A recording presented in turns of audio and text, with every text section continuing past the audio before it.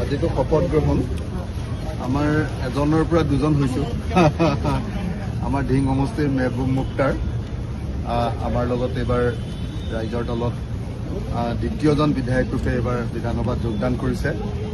এইবাৰ যোৱাবাৰতকৈ মানে এইবাৰ চাউণ্ডটো ডাঙৰ হ'ব। যোৱাবাৰ যদি এক আছিলে এইবাৰ দুই হ'ব। কথা আজি একচুৱেলি মইতো আজি প্ৰতিবাদৰ কাৰণে আহিছিলোঁ, কিন্তু ই যিহেতু প্ৰথম দিন মোৰ লগত থাকিলে সেইকাৰণে আজি প্ৰতিবাদটো নহ'ব। মই গোটেই মানে মোৰ হাতীয়াৰ পত্ৰ বনাই আনিছিলোঁ কিন্তু যিহেতু ই মোৰ লগত আহিলে গতিকে আজিৰ পৰা নহয় কাইলৈৰ পৰা ষ্টাৰ্ট হ'ব।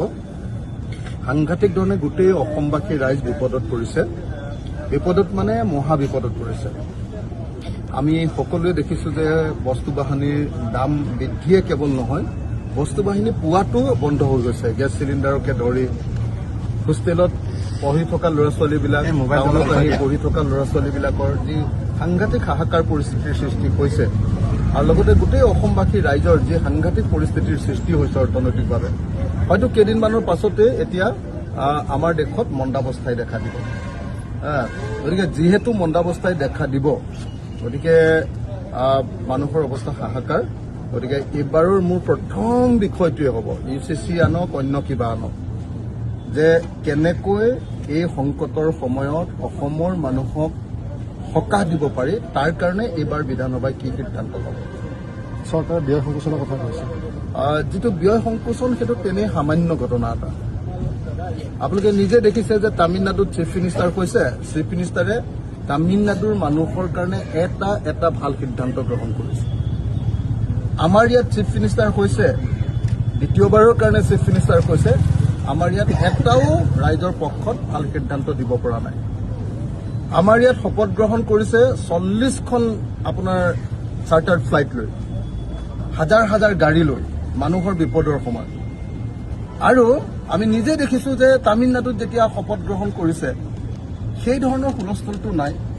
আৰু এটাকে চাওকচোন, আপুনি আটাইতকৈ ডাঙৰ সংকটৰ সময়ত বিজুলীটো ফ্ৰী দিছে, আটাইতকৈ ডাঙৰ সংকটৰ সময়ত 3000 টকাকৈ মহিলাবিলাকক দিয়াৰ ব্যৱস্থা গ্ৰহণ কৰিছে তামিলনাডু চৰকাৰে।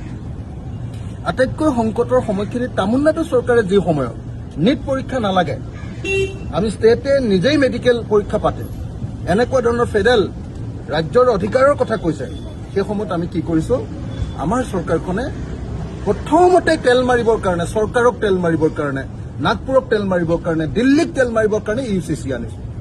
এতিয়া UCC অনাৰ সময় নে এই সময়ত মানুহক অৰ্থনৈতিকভাৱে সকাহ দিয়াৰ সময়?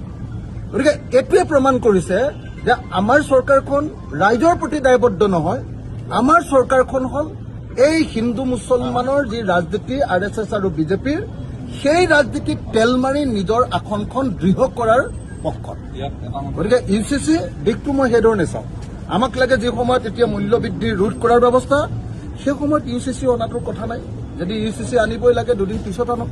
এটা প্ৰসংগ, আজি অধিৱেশনৰ প্ৰথম দিন কংগ্ৰেছে গৌৰৱ গগৈ এতিয়ালৈকে দলপতি ঠিক কৰি দিব নোৱাৰিলে। তেওঁলোকে আজি দলপতিবিহীনভাৱে আজি কংগ্ৰেছক বহুত সমালোচনা কৰি থাকো, আজি নকৰো আৰু প্ৰথম দিন।